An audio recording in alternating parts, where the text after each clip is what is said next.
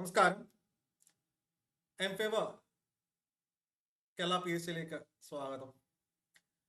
നമ്മുടെ current affairs വിഭാഗത്തിൽ മുഴുവൻ മാർക്കും ഉറപ്പിക്കുന്നതിന് വേണ്ടിയിട്ട് ഇപ്പോൾ ഏറ്റവും ലേറ്റസ്റ്റ് ആയിട്ടുള്ള ഫാക്റ്റുകളാണ് ഇന്നത്തെ സെഷനിൽ നമ്മൾ ഡിസ്കസ് ചെയ്യുന്നത്. വളരെ വേഗത്തിൽ തന്നെ പരീക്ഷയ്ക്ക് ആവശ്യമുള്ള കാര്യങ്ങളിലേക്ക് നമുക്ക് ജസ്റ്റ് ഒന്ന് എത്തി നോക്കാം. ഓക്കെ, ഈ ഒരു ക്ലാസിന്റെ PDF note M Favour learning ആപ്പിനുള്ളിലും അതുപോലെ തന്നെ എം ഫേവർ കേരള PSC എന്ന ടെലഗ്രാം ചാനലിൽ നിന്നും നിങ്ങൾക്ക് ഡൗൺലോഡ് ചെയ്യാവുന്നതാണ്. ഓക്കെ, അതിനായിട്ട് ടെലഗ്രാമിൽ എം ഫേവർ കേരള PSC എന്ന് സെർച്ച് ചെയ്താൽ മതി. ഈ പറയുന്ന നോട്ടുകൾ പൂർണ്ണമായും ഡൗൺലോഡ് ചെയ്യാം. അപ്പോൾ ആദ്യ ചോദ്യം ശ്രദ്ധിക്കാം. ഏറ്റവും ലേറ്റസ്റ്റ് ആയിട്ടുള്ള ചോദ്യമാണ്.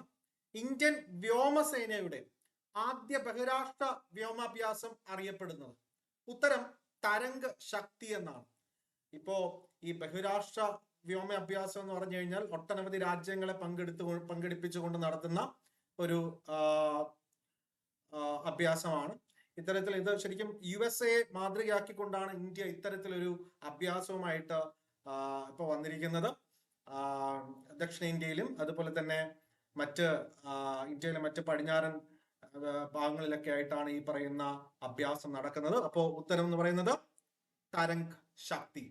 ഇനി സംസ്ഥാനത്തിന്റെ ഔദ്യോഗിക നാമം കേരള എന്നുള്ളതാണ്. കേരളം എന്നാക്കാൻ വേണ്ടിയിട്ട് കേന്ദ്രത്തോട് ആവശ്യപ്പെടാനുള്ള പ്രമേയം കേരള നിയമസഭ ഏകകണ്ഠമായി അംഗീകരിച്ചത്? ഉത്തരം 24 ജൂൺ 2024. ഇപ്പൊ 2024 തന്നെയാണ്, അതിനുള്ളിൽ തന്നെ ഡേറ്റ് ഉണ്ട് 24 എന്നുള്ളത് അല്ലെ. അപ്പൊ 24 ജൂൺ 2024 ഇത്തരത്തിലൊരു പ്രമേയം അവതരിപ്പിച്ചിരിക്കുന്നത് പിണറായി വിജയനാണ്. അപ്പൊ ശ്രദ്ധിക്കണം, ഇപ്പോ ഒഫീഷ്യലായിട്ട് കേരള എന്നുള്ളതിന് പകരം ഇംഗ്ലീഷ് ഭാഷയിൽ പോലും കേരളം എന്നുള്ള രീതിയിലായിരിക്കും ഇനി നമുക്ക് കാണപ്പെടാൻ സാധിക്കുക.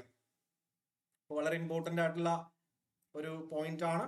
ഇനി ന്യൂഡൽഹിയിലെ രാഷ്ട്രപതി ഭവന്റെ ഉള്ളിൽ ദർബാർ ഹാൾ ഉണ്ട് അല്ലെ. അപ്പോൾ ദർബാർ എന്നുള്ള പേര് ശരിക്കും പറഞ്ഞാൽ കൊളോണിയൽ കാലഘട്ടം മുതൽ അറിയപ്പെടുന്നതാണ് ദർബാർ ഹാൾ എന്നുള്ളത്. അപ്പൊ കൊളോണിയൽ വാക്ക് അല്ലെങ്കിൽ കൊളോണിയൽ പേരായതിനാൽ തന്നെ അത് മാറ്റി പുതുതായിട്ട് എന്താണ് ഗണതന്ത്ര മണ്ഡപം എന്ന് പുനർനാമകരണം ചെയ്തിരിക്കുകയാണ് രാഷ്ട്രപതി ഭവനിലെ ദർബാർ ഹാളിനെ. ഇനി ഇന്ത്യയിൽ ആദ്യമായിട്ട് വന്യമൃഗ ശല്യം തടയാൻ AI സ്മാർട്ട് ഫെൻസിങ്, AI-യുടെ കാലമാണ്, ആർട്ടിഫിഷ്യൽ ഇന്റലിജൻസിന്റെ കാലമാണ്. AI സ്മാർട്ട് ഫെൻസിങ് ആദ്യമായിട്ട് ആരംഭിച്ച സംസ്ഥാനം കേരളമാണ്.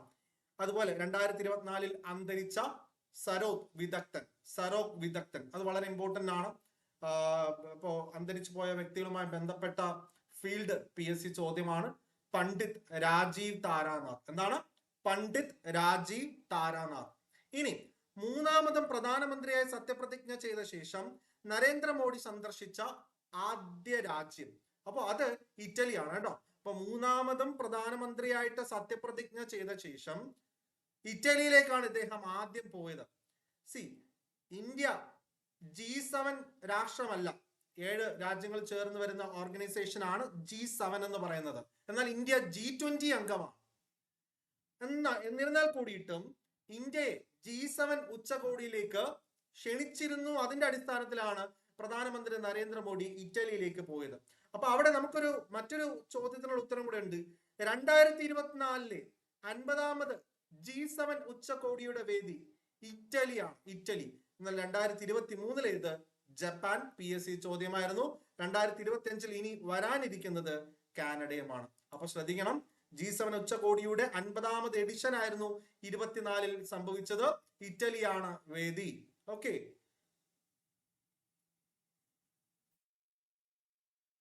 അടുത്ത ചോദ്യം. യൂറോപ്യൻ കൗൺസിലിന്റെ പ്രസിഡന്റ് ആയിട്ട് തെരഞ്ഞെടുക്കപ്പെട്ടത് 2024 അവസാനത്തോടു കൂടി തന്നെ നമ്മുടെ യൂറോപ്യൻ യൂണിയന്റെ ഒരു executive, one of the executive wings എന്നൊക്കെ പറയാം.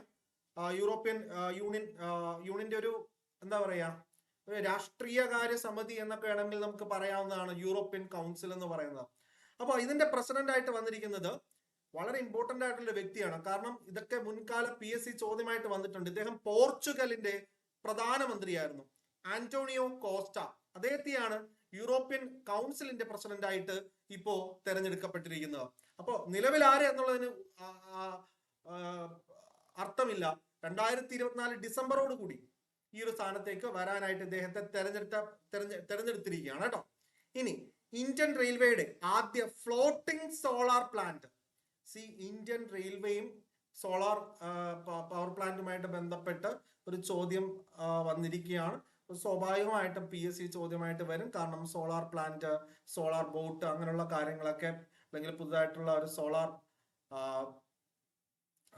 സ്റ്റേഷനൊക്കെ വന്നു കഴിഞ്ഞാൽ ഉറപ്പായിട്ടും PSC ചോദ്യമായിട്ട് വരുന്നുണ്ട്. അപ്പൊ ഇത്തരത്തിൽ ഇന്ത്യൻ റെയിൽവേയുടെ ആദ്യ ഫ്ലോട്ടിംഗ് സോളാർ പ്ലാന്റ് സ്ഥാപിതമായത് ഇഗത്പുരി തടാകത്തിലാണ്. ഇഗത്പുരി തടാകം മഹാരാഷ്ട്രയിലാണ്.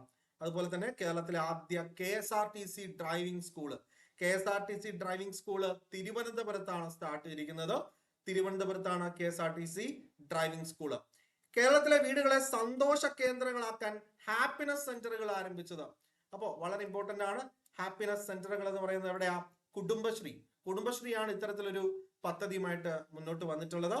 ഇനി ഇന്ത്യയിലെ കംട്രോളർ ആൻഡ് ഓഡിറ്റർ ജനറൽ ഓഫീസിന്റെ, നമുക്കറിയാം ഇന്ത്യയുടെ നിലവിലെ കംട്രോളർ ആൻഡ് ഓഡിറ്റർ ജനറൽ എന്ന് പറയുന്ന ആരാണ്? ഗിരീഷ് ചന്ദ്ര മുർമു ആണ്, അല്ലെ? ഗിരീഷ് ചന്ദ്ര മുർമു ആണ്. അദ്ദേഹം ഇന്ത്യയുടെ 14ാമത്തെ കംട്രോളർ ആൻഡ് ഓഡിറ്റർ ജനറൽ ആണ്. അപ്പോ ഇന്ത്യയിലെ കംട്രോളർ ആൻഡ് ഓഡിറ്റർ ജനറൽ ഓഫീസിന്റെ ആദ്യത്തെ മ്യൂസിയമായ ചാഡ്വിക് ഹൗസ് സ്ഥിതി ചെയ്യുന്നത് എവിടെ എന്നുള്ളതാണ് ചോദ്യം. ഷിംല. ഉത്തരം ഷിംലയാണ്. അപ്പൊ നിങ്ങൾ വാർത്തയൊക്കെ കണ്ടു കാണും. ഇന്ത്യയിലെ ഒരു സംസ്ഥാനത്ത് പെൺകുട്ടികളുടെ വിവാഹ പ്രായം 18-ൽ നിന്ന് 21-ലേക്ക് ഉയർത്താനായി തീരുമാനിച്ചിരിക്കുന്നു. അതും ഉത്തരം ഹിമാചൽ പ്രദേശ് ആണ്. ദേശീയ മനുഷ്യാവകാശ കമ്മീഷന്റെ ആക്ടിംഗ് ചെയർപേഴ്സൺ, വളരെ ഇമ്പോർട്ടന്റ് ആണ്. ദേശീയ മനുഷ്യാവകാശ കമ്മീഷന്റെ ചെയർമാൻ ആയിരുന്ന അരുൺകുമാർ മിശ്ര, അദ്ദേഹം സ്ഥാനം വിട്ടൊഴിഞ്ഞു. ഇപ്പോ മറ്റു പുതിയൊരു വ്യക്തിയെ കണ്ടെത്തുന്നവരെ മനുഷ്യാവകാശ കമ്മീഷനിലെ അംഗമായ വിജയഭാരതി സയാനി. ആരാണ്? വിജയഭാരതി സയാനി. അവർക്കാണ് ഈ പറയുന്ന താൽക്കാലിക സ്ഥാനം ലഭിച്ചിരിക്കുന്നത്.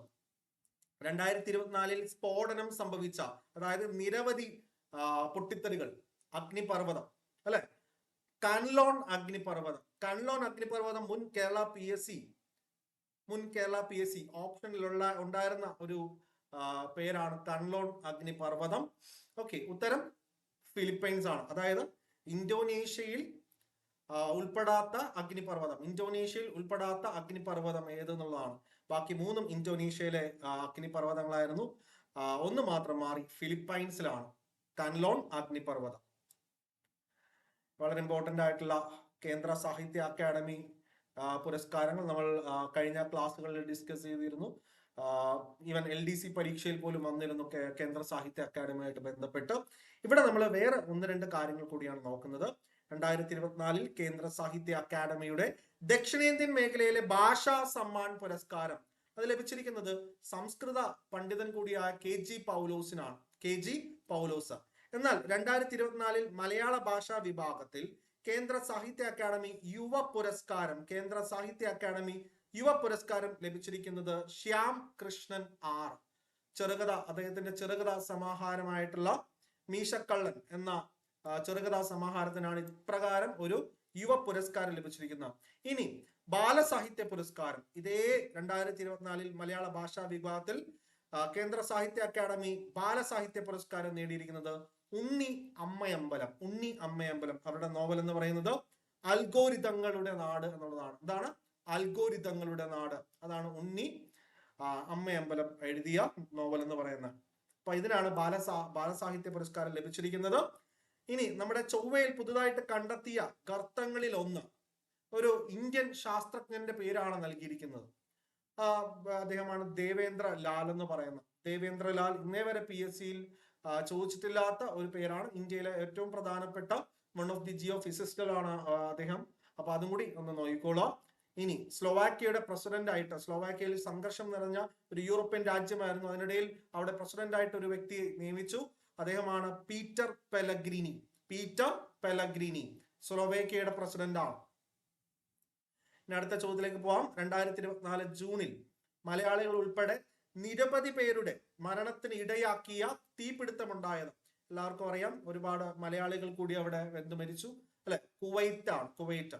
ഇനി കാലാവസ്ഥ വ്യതിയാനത്തിന്റെ പേരിൽ ഓക്കെ, അഥവാ ക്ലൈമറ്റ് ചേഞ്ച് നമ്മൾ പറയല്ലേ. അപ്പൊ ക്ലൈമറ്റ് ചേഞ്ച് മൂലം ഒരു ദ്വീപ സമൂഹത്തിൽ നിന്ന് തന്നെ ആളുകളെ പൂർണ്ണമായി ഒഴിപ്പിക്കുന്ന ആദ്യ രാജ്യമാണ് പനാമ. പനാമ എന്ന് പറയുന്നത് ലാറ്റിൻ അമേരിക്കൻ രാജ്യമാണ്. സോ വളരെ ഇമ്പോർട്ടന്റ് ആണ്. പനാമ ലാറ്റിൻ അമേരിക്കൻ രാജ്യമാണ്. ഓക്കെ, സോ അതൊക്കെയാണ്. സോ കാലാവസ്ഥാ വ്യതിയാനത്തിന്റെ പേരിൽ ദ്വീപിൽ നിന്നും ജനങ്ങളെ ഒഴിപ്പിക്കുന്ന ആദ്യ രാജ്യം പനാമ.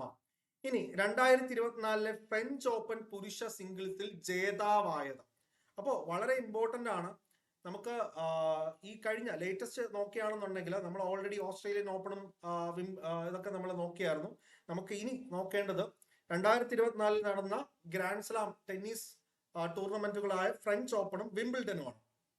ഫ്രഞ്ച് ഓപ്പൺ പുരുഷ ജേതാവ് എന്ന് പറയുന്നത് 2024 ഫ്രഞ്ച് ഓപ്പണും 2024 വിംബിൾഡനും നേടിയിരിക്കുന്നത് സ്പെയിനിന്റെ കാർലോസ് അൽക്കരാസ് ആണ്. അപ്പോ ഫ്രഞ്ച് ഓപ്പണിൽ അദ്ദേഹം തോൽപ്പിച്ചത് ജർമ്മനിയുടെ അലക്സാണ്ടർ സ്വരേവിനാണ്. എന്നാൽ വിംബിൾട്ടണിൽ കാർലോസ് അൽക്കരാസ് തോൽപ്പിച്ചത് നമ്മുടെ ഒളിമ്പിക്സിൽ ഗോൾഡ് മെഡൽ നേടിയ നൊവാക് ജോക്കോവിച്ചിനെയാണ്. ഫൈനലിൽ വിംബിൾട്ടൺ ടെന്നീസിൽ 2024 വിംബിൾട്ടൺ ടെന്നീസിൽ കാർലോസ് അൽക്കരാസ് തോൽപ്പിച്ചത് സെർബിയയുടെ നൊവാക് ജോക്കോവിച്ച് ആണ്. ഈ നൊവാക് ജോക്കോവിച്ചിനാണ് 2024 പാരീസ് ഒളിമ്പിക്സിൽ ഗോൾഡ് മെഡൽ നേടാൻ സാധിച്ചത്. ഓക്കെ, ഇനി ഫ്രഞ്ച് ഓപ്പൺ വനിതാ സിംഗിൾസ് ജേതാവ് അത് ഇഗ സ്വിറ്റക് ആണ്. ഇഗ സ്വിറ്റക് പോളണ്ട് താരമാണ്. ഫൈനലിൽ ഇറ്റലിയുടെ ജാസ്മിൻ പൗളിനിയെ തോൽപ്പിച്ചു. ഇതേ ജാസ്മിൻ പൗളിനി തന്നെയാണ് വിംബിൾട്ടൺ 2024 വനിതാ സിംഗിൾസ് വിംബിൾട്ടണിൽ വന്നത് ഫൈനലിൽ. പക്ഷെ തോറ്റുപോയി. ആരുടെ? ബാർബോറ ക്രെജിക്കോവ, ചെക്ക് റിപ്പബ്ലിക്കൻ താരമായ ബാർബോറ ക്രെജിക്കോവ. അപ്പൊ ജസ്റ്റ് ഒന്ന് ഓർമ്മിക്കാം, വളരെ ഇമ്പോർട്ടന്റ് ആണ്. ഫ്രഞ്ച് ഓപ്പൺ ഒക്കെ വളരെ ഇമ്പോർട്ടന്റ് ആണ്. ആരെ തോൽപ്പിച്ചു, ആരുടെ രാജ്യം അല്ലെ. 2024 ഫ്രഞ്ച് ഓപ്പൺ പുരുഷ സിംഗിൾസ് ജേതാവ് കാർലോസ് അൽക്കരാസ്, രാജ്യം സ്പെയിൻ. ഫൈനലിൽ ജർമ്മനിയുടെ അലക്സാണ്ടർ സ്വരേവിനെ തോൽപ്പിച്ചു. 2024 ഫ്രഞ്ച് ഓപ്പൺ വനിതാ സിംഗിൾസിൽ ജേതാവ് എന്ന് പറയുന്നത് ഇഗ സ്വിറ്റക്, പോളണ്ട് ആണ് രാജ്യം. ഫൈനലിൽ ഇറ്റലിയുടെ ജാസ്മിൻ പൗളിനിയെ തോൽപ്പിച്ചു. 2024 വിംബിൾട്ടൺ പുരുഷ സിംഗിൾസ് ജേതാവ് കാർലോസ് അൽക്കരാസ്, സ്പെയിൻ ആണ് രാജ്യം. ഫൈനലിൽ സെർബിയയുടെ നൊവാക് ജോക്കോവിച്ചിനെ തോൽപ്പിച്ചു. അടുത്തതായിട്ട് 2024 വിംബിൾട്ടൺ വനിതാ സിംഗിൾസിൽ ജേതാവായത് ബാർബോറ ക്രെജിക്കോവ, ചെക്ക് റിപ്പബ്ലിക്കൻ താരമാണ്. ഫൈനലിൽ ഇറ്റലിയുടെ ജാസ്മിൻ പൗളിനിയെ തോൽപ്പിച്ചു. ഇനി യോഗയുമായിട്ട് ബന്ധപ്പെട്ടാണ് അല്ലെ. 2024 അന്താരാഷ്ട്ര യോഗാ ദിനത്തിന്റെ പ്രമേയം എന്ന് പറയുന്നത് yoga for self and society എന്നുള്ളതാണ്. 2024 യോഗ ദിനത്തിന്റെ പ്രമേയം yoga for self and society എന്നാണ്. ഇതിനായിട്ടുള്ള ആഘോഷവേദിയായത് ശ്രീനഗറാണ്. നമ്മുടെ പ്രധാനമന്ത്രി നരേന്ദ്രമോദി ഇവിടെ സന്ദർശിക്കുകയും ചെയ്തിരുന്നു. സോ 2024 അന്താരാഷ്ട്ര യോഗ ദിനത്തിന്റെ സെലിബ്രേഷൻ അല്ലെങ്കിൽ ആഘോഷവേദി ഏതെന്ന് ചോദിച്ചാൽ ശ്രീനഗറാണ്. തീം വന്നിട്ട് yoga for self and society. ദേശീയ യോഗ ഒളിമ്പ്യാഡ് 2024 വേദി, ദേശീയ യോഗ ഒളിമ്പ്യാഡ് 2024 വേദി എന്ന് പറയുന്നത് കർണാടകയാണ്. കർണാടക ലോകത്തിലെ ഏറ്റവും ഉയരം കൂടിയ സ്റ്റീൽ ആർച്ച് റെയിൽ പാലം സ്ഥിതി ചെയ്യുന്നത്. വളരെ ഇമ്പോർട്ടന്റ് ആണ്. നമ്മുടെ ഈഫിൽ ടവേഴ്സിനെക്കാളും വലിയ പൊക്കത്തിലാണ് ഈ പറയുന്ന പാലം സ്ഥിതി ചെയ്യുന്നത് അല്ലെ. ഏറ്റവും ഉയരം കൂടിയ സ്റ്റീൽ ആർച്ച് റെയിൽ പാലം ചെനാബ് നദിക്ക് കുറുകെയാണ്. എവിടെയാണെന്ന് ചോദിച്ചു കഴിഞ്ഞാൽ ജമ്മുവിലെ റിയാസി എന്ന് പറയുന്ന ജില്ലയിലാണ് സ്ഥിതി ചെയ്യുന്നത് കേട്ടോ. ഇനി Nelson Mandela life time achievement പുരസ്കാരം നേടിയ ആദ്യ ഇന്ത്യക്കാരൻ. സൗത്ത് ആഫ്രിക്ക നൽകുന്ന ഏറ്റവും പ്രസ്റ്റീജിയസ് ആയിട്ടുള്ള ഒരു പുരസ്കാരമാണ് നെൽസൺ മണ്ടേലയുടെ പേരിലുള്ള ലൈഫ് ടൈം അച്ചീവ്മെന്റ് പുരസ്കാരം. അത് ഇത്തവണ ലഭിച്ചിരിക്കുന്നത് ഈ ബാല ചിത്രങ്ങളൊക്കെ, കുട്ടികൾക്ക് വേണ്ടിയിട്ടുള്ള ചിത്രങ്ങളൊക്കെ എടുക്കുന്ന ഒരു ഫിലിം മേക്കർ ആണ് അദ്ദേഹത്തിന്റെ പേര് വിനോദ് ഗണത്ര. ഇനി അന്താരാഷ്ട്ര 2020 ക്രിക്കറ്റിലെ ഏറ്റവും വേഗതയേറിയ സെഞ്ചുറി വളരെ ഇമ്പോർട്ടന്റ് ആണ്. അന്താരാഷ്ട്ര 2020 ക്രിക്കറ്റിൽ ഏറ്റവും വേഗതയേറിയ സെഞ്ചുറി എന്ന് പറഞ്ഞാൽ വെറും 27 പന്തിൽ നിന്നാണ് അദ്ദേഹം സെഞ്ചുറി നേടിയത്. അപ്പോൾ നമ്മുടെ മനസ്സിൽ പോലും വരാത്ത ഒരു പേരും അതുപോലെ തന്നെ രാജ്യമാണ് എസ്റ്റോണിയ എന്ന് പറയുന്ന ഒരു യൂറോപ്യൻ രാജ്യം. അവിടുത്തെ അവിടുത്തെ ടീമിൽ കളിച്ച ഇന്ത്യൻ വംശജൻ കൂടിയായ സാഹിൽ ചൗഹാനാണ് ഈ പറയുന്ന നേട്ടം കൈവരിച്ചിരിക്കുന്നത്. സൈപ്രസിനെതിരെയാണ് ക്രിക്കറ്റ് കളിച്ചത് കേട്ടോ. ചെറിയ രാജ്യങ്ങളൊക്കെ ഇപ്പൊ ക്രിക്കറ്റ് കളിച്ചുകൊണ്ടിരിക്കുകയാണ്. പല രാജ്യങ്ങളിലും ക്രിക്കറ്റ് ഇങ്ങനെ ഫേമസ് ആക്കിക്കൊണ്ടിരിക്കുകയാണ്. ഇനി ഒളിമ്പിക്സിൽ വരെ അടുത്ത തവണ ക്രിക്കറ്റ് വരികയാണ്. സോ 2024 10 ലക്ഷം ഇന്ത്യൻ കാക്കകളെ കൊന്നൊടുക്കാൻ തീരുമാനിച്ച രാജ്യം കെനിയ. സംസ്ഥാനത്തെ എല്ലാ മന്ത്രിമാരും അവരുടെ ശമ്പളത്തിനും അലവൻസുകൾക്കും ആദായ നികുതി നൽകണമെന്ന് തീരുമാനിച്ചത് മധ്യപ്രദേശ്. നഗരപ്രദേശങ്ങളിൽ എല്ലാ ദിവസവും 24 മണിക്കൂറും കടകളും ഷോപ്പിംഗ് മാളുകളും ഭക്ഷണശാലകളും പ്രവർത്തിക്കുന്നതിനായി തീരുമാനിച്ച സംസ്ഥാനവും മധ്യപ്രദേശ് തന്നെയാണ്. വളരെ ഇമ്പോർട്ടന്റ് ആണ്. കേരളത്തിന്റെ 3ാമത് വന്ദേ ഭാരത് എക്സ്പ്രസ് ആരംഭിച്ച റൂട്ട് വളരെ ഇമ്പോർട്ടന്റ് ആണ്. ഇപ്പോൾ ലേറ്റസ്റ്റ് ആയിട്ട് ഇപ്പോൾ ന്യൂസ് ഒക്കെ വന്നിട്ടുണ്ടായിരുന്നു. ഈ പറയുന്ന രീതിയിൽ വന്ദേ ഭാരത് എക്സ്പ്രസിന്റെ 3ാമത്തെ വന്ദേ ഭാരത് എക്സ്പ്രസ് എറണാകുളം ബംഗളൂരു ഓട്ടം നിർത്തിവെച്ചിരിക്കുകയാണ്. അല്ലെങ്കിൽ ഒരു മണിക്കൂറിന്റെ വ്യത്യാസം വരുത്തണം എന്നൊക്കെ പറഞ്ഞിട്ട് സദേൺ റെയിൽവേ ഒരു ആവശ്യമൊക്കെ ഉന്നയിച്ചിട്ടുണ്ടായിരുന്നു കേന്ദ്ര റെയിൽവേ മന്ത്രാലയത്തിനോട്. അപ്പൊ വളരെ ഇമ്പോർട്ടന്റ് ആണ്. ഇപ്പൊ നമുക്കറിയാം കേരളത്തിലൂടെ ഓടുന്ന വന്ദേ ഭാരത് എക്സ്പ്രസ് ട്രെയിനുകളുടെ എണ്ണം 3 അല്ലെ. അതിൽ ഏറ്റവും ആദ്യത്തെ ട്രെയിൻ ഏതാണ്? ഇന്ത്യയിലെ തന്നെ 15ാമത്തെ വന്ദേ ഭാരത് എക്സ്പ്രസ് ട്രെയിൻ ആയ കാസർഗോഡ് തിരുവനന്തപുരം വന്ദേ ഭാരത് എക്സ്പ്രസ് ആയിരുന്നു ആദ്യത്തേത്. കോട്ടയം വഴിയായിരുന്നു അതെന്നുള്ളത്. 2ാമത്തെ വന്ദേ ഭാരത് എക്സ്പ്രസ് എന്ന് പറയുന്നത് മംഗളൂരു സെൻട്രൽ തിരുവനന്തപുരം, അത് ആലപ്പുഴ വഴിയാണ്. 3ാമത്തെയാണ് നമ്മുടെ ഈ പറയുന്ന എറണാകുളം ബംഗളൂരു എന്ന് പറയുന്നത്. ബോട്ടുകളിൽ പുസ്തകങ്ങൾ വായിക്കുന്നതിനായിട്ട് ജലഗതാഗത വകുപ്പിന്റെ പദ്ധതി. സോ ബോട്ടുകളിൽ പുസ്തകം വായിക്കുന്നതിനായുള്ള ജലഗതാഗത വകുപ്പിന്റെ പദ്ധതി എന്ന് പറയുന്നത് പുസ്തകത്തോണി. എന്താണ് പുസ്തകത്തോണി? യുനെസ്കോയുടെ ലോക പൈതൃക പട്ടികയിൽ ഉൾപ്പെട്ട അസാമിലെ അഹോം രാജവംശത്തിൽ നിന്നുള്ള പിരമിഡ് പോലുള്ള ശ്മശാന കുന്നുകൾ അറിയപ്പെടുന്ന പേര് വളരെ ഇമ്പോർട്ടന്റ് ആണ്, മൊയ്തങ്ങൾ. സോ വളരെ ഇമ്പോർട്ടന്റ് ആണ്. സോ യുനെസ്കോയുടെ ലോക പൈതൃക പട്ടികയിൽ ഉൾപ്പെടുന്ന നമ്മുടെ ഈജിപ്തിലൊക്കെ കാണുന്ന ആ ഒരു പിരമിഡ് സംഗതി ഉണ്ടല്ലോ, അതേപോലെ അസാമിലാണ് അഹോം ഡൈനാസ്റ്റി, പഴയ അഹോം ഡൈനാസ്റ്റി. സോ അവരുടെ ഭാഗമായിട്ടുള്ള ഒരു പിരമിഡ് പോലുള്ള ശ്മശാന കുന്നുകളുണ്ട്. അത് അറിയപ്പെടുന്നത് മൊയ്തങ്ങൾ എന്നുള്ളതാണ്, മൊയ്താസ്. ഇനി ന്യൂകാസിൽ രോഗം കൂടുതലും പക്ഷികൾക്കാണ് പിടിപെടുന്നത്. ഇതുമായി ബന്ധപ്പെട്ട് മൃഗങ്ങളുടെ ആരോഗ്യ അടിയന്തരാവസ്ഥ പ്രഖ്യാപിച്ച രാജ്യം ബ്രസീലാണ് കേട്ടോ, ബ്രസീൽ. ഇനി ഒമാനിൽ പ്രസ്റ്റീജ് ഫാൽക്കൺ എന്ന എണ്ണക്കപ്പൽ മറിഞ്ഞ് ഇന്ത്യൻ പൗരന്മാർ ഉൾപ്പെടെയുള്ള ജീവനക്കാരെ രക്ഷപ്പെടുത്തിയ ഇന്ത്യൻ നാവികസേനാ കപ്പൽ, ഇന്ത്യൻ നേവൽ ഷിപ്പ് അഥവാ INS തേഗ്. ചിലയിടങ്ങളിൽ തേജ് എന്നും പറയുന്നുണ്ട്. നമ്മൾ തേഗ് തന്നെ പഠിക്കുക, തേഗ്. റെയിൽവേ കണക്ടിവിറ്റി സാധ്യമാക്കാൻ പോകുന്ന വടക്ക് കിഴക്കൻ തലസ്ഥാന നഗരം. ഒരുപക്ഷെ എനിക്ക് തോന്നുന്നു റെയിൽവേ കണക്ടിവിറ്റി വരുന്ന 4ാമത്തെ തലസ്ഥാന നഗരം കൂടിയാണെന്ന് തോന്നുന്നു വടക്ക് കിഴക്കൻ. ഐസ്വാൾ ആണ്, മിസോറാമിലെ ഐസ്വാൾ മിസോറാമിന്റെ തലസ്ഥാനമാണ്. കോഴിക്കോടിനെ സാഹിത്യ നഗരമായി ഔദ്യോഗികമായിട്ട് പ്രഖ്യാപിച്ചത് അത് 2024 ജൂൺ 23 അപ്പൊ സംഗീത നഗരം ഗ്വാളിയറാണ്. ഇനി സാഹിത്യ നഗരം കോഴിക്കോട് സിറ്റി. ഇനി വളരെ ഇമ്പോർട്ടന്റ് എന്ന് പറഞ്ഞാൽ കേരള ഹൈക്കോടതി മുൻ ചീഫ് ജസ്റ്റിസ് ആയ S മണികുമാർ, വളരെ ഇമ്പോർട്ടന്റ്, തമിഴ്നാട് സംസ്ഥാന മനുഷ്യാവകാശ കമ്മീഷൻ ചെയർമാനായിട്ട് നിയമിക്കപ്പെട്ടു S മണികുമാർ. എന്നാൽ കേരളത്തിന്റെ സംസ്ഥാന മനുഷ്യാവകാശ കമ്മീഷൻ ചെയർമാൻ പുതിയൊരു വ്യക്തിയാണ്. S മണികുമാറിനെ ആക്കാനാണ് ഇരുന്നെങ്കിലും നടന്നില്ല, അദ്ദേഹം തമിഴ്നാട്ടിലേക്ക് പോയി. അലക്സാണ്ടർ തോമസ് ആണ് കേരള സംസ്ഥാന മനുഷ്യാവകാശ കമ്മീഷൻ ചെയർമാൻ. കേരളത്തിലെ ആദ്യ ട്രാൻസ്ജെൻഡർ കഥകളി കലാകാരി രഞ്ജുമോൾ മോഹൻ. ആരാണ്? രഞ്ജുമോൾ മോഹൻ. തദ്ദേശ സ്ഥാപനങ്ങളുടെ വാർഡ് വിഭജനത്തിനും അതിർത്തി പുനർനിർണയിക്കുന്നതിനുമായി രൂപവൽക്കരിച്ച ഡീലിമിറ്റേഷൻ കമ്മീഷന്റെ അധ്യക്ഷൻ. എപ്പോഴും തദ്ദേശ സ്വയംഭരണ സ്ഥാപനങ്ങളുമായി ബന്ധപ്പെട്ട് നടക്കുന്ന ഇലക്ഷൻ, പഞ്ചായത്ത് മുനിസിപ്പാലിറ്റി ഇലക്ഷനിലൊക്കെ ഈ പറയുന്ന ഈ വാർഡ് വിഭജനവും അല്ലെങ്കിൽ ഈ അതിർത്തി നിർണയമൊക്കെ നടത്തുന്നത് സംസ്ഥാന ഇലക്ഷൻ കമ്മീഷന്റെ മേധാവിയായിരിക്കും. അതാര്? അദ്ദേഹം തന്നെയാണ്, S ഷാജാൻ തന്നെയാണ്. അദ്ദേഹത്തെ തന്നെ സ്വാഭാവികമായിട്ടും കൊണ്ടുവന്നിട്ടുണ്ട്. ഡീലിമിറ്റേഷൻ അഥവാ മണ്ഡല പുനർനിർണയം. കേരള സംസ്ഥാന പട്ടികവർഗ പട്ടികജാതി പിന്നാക്ക വിഭാഗ മന്ത്രിയായി നിയമിതനായത് OR കേളുവാണ്. അദ്ദേഹത്തിന്റെ മണ്ഡലം വളരെ ഇമ്പോർട്ടന്റ് ആയിട്ട് പഠിച്ചു വയ്ക്കുക, മാനന്തവാടി.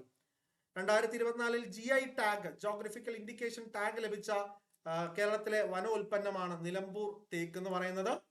അടുത്തതായിട്ട് വെരി ഇമ്പോർട്ടന്റ് ആണ്, 2024 മെയ് 29 ശ്രീഹരിക്കോട്ടയിൽ നിന്നും single piece 3D printed engine ഉപയോഗിച്ച് വിജയകരമായിട്ട് പരീക്ഷിച്ച ലോകത്തിലെ ആദ്യത്തെ റോക്കറ്റ് എന്ന് പറയുന്നത് അഗ്നിബാൻ ആണ്.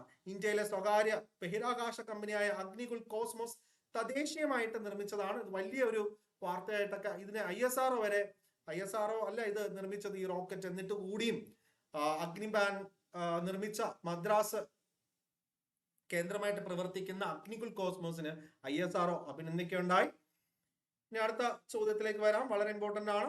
2024 ഐക്യരാഷ്ട്രസഭയുടെ സമാധാന പാലക ദിനത്തിന്റെ മെയ് 29 പ്രമേയം എന്ന് പറയുന്നത് fit for the future building better together. ഇതാണ് fit for the future building better together. 2024 Chattampi സ്വാമികളുടെ 25 അടി ഉയരമുള്ള പൂർണ്ണകായ പ്രതിമ അനാച്ഛാദനം ചെയ്തത് ആലപ്പുഴയിലെ വള്ളിക്കുന്നത്താണ്. 2024 അന്താരാഷ്ട്ര ബുക്കർ പ്രൈസ് നേടിയത് ഒരു സ്ത്രീയാണ്, ജെന്നി യർപ്പൻ ബെക്കർ. അത് അവര് ജർമ്മൻ വനിതയാണ്. ജർമ്മൻ നോവലായ കൈറോസിനാണ് ഇത് ലഭിച്ചത്. അപ്പോ ഈ പറയുന്ന അന്താരാഷ്ട്ര ബുക്കർ പ്രൈസ് എന്ന് പറഞ്ഞാൽ തദ്ദേശീയമായിട്ടുള്ള ഭാഷയിലുള്ള തദ്ദേശീയ ഭാഷയിലുള്ള നോവലുകളും മറ്റുമെല്ലാം ഇംഗ്ലീഷ് ഭാഷയിലേക്ക് തർജ്ജമ ചെയ്ത് അങ്ങനെ വരുന്ന നോവലുകൾക്കാണ് ഇത്തരം അന്താരാഷ്ട്ര ബുക്കർ പ്രൈസ് അഥവാ ഇന്റർനാഷണൽ ബുക്കർ പ്രൈസ് ലഭിക്കുന്നത്. ഇത്തവണ ലഭിച്ചിരിക്കുന്നത് ജെന്നി എർപ്പൻ ബെക്ക്. അപ്പോ നോവൽ എന്ന് പറയുന്ന കെയറോസ് ആണ്. വിവർത്തനം ചെയ്തത് മൈക്കിൾ ഹോഫ്മാൻ ആണ്. സോ വളരെ ഇമ്പോർട്ടന്റ് ആണ്. ഈ പറയുന്ന കാര്യങ്ങളെല്ലാം തന്നെ നമുക്ക് ഇമ്പോർട്ടന്റ് ആണ്. 2023 നോക്കിയാണെങ്കിൽ നിങ്ങൾക്ക് എല്ലാവർക്കും അറിയാം, ബൾഗേറിയക്കാരനായ ജോർജി ഗോസ്പഡിനോവനായിരുന്നു. അദ്ദേഹത്തിന്റെ ടൈം ഷെൽട്ടർ എന്ന പുസ്തകം എന്ത് ചെയ്തു, ബൾഗേറിയൻ ഭാഷയിലുള്ള ടൈം ഷെൽട്ടർ ഇംഗ്ലീഷിലേക്ക് വിവർത്തനം ചെയ്ത് ഏഞ്ചല റോഡലാണ്. തുടങ്ങിയുള്ള കാര്യങ്ങളൊക്കെ നമ്മൾ കഴിഞ്ഞ ക്ലാസ്സുകളൊക്കെ ഡിസ്കസ് ചെയ്തിരുന്നു. Okay, so that's all. ഈ ഒരു ക്ലാസ്സിന്റെ നോട്ട് ഇതിനുശേഷം നിങ്ങൾക്ക് ഡൗൺലോഡ് ചെയ്യാൻ പറ്റുന്നതാണ്. Thank you very much.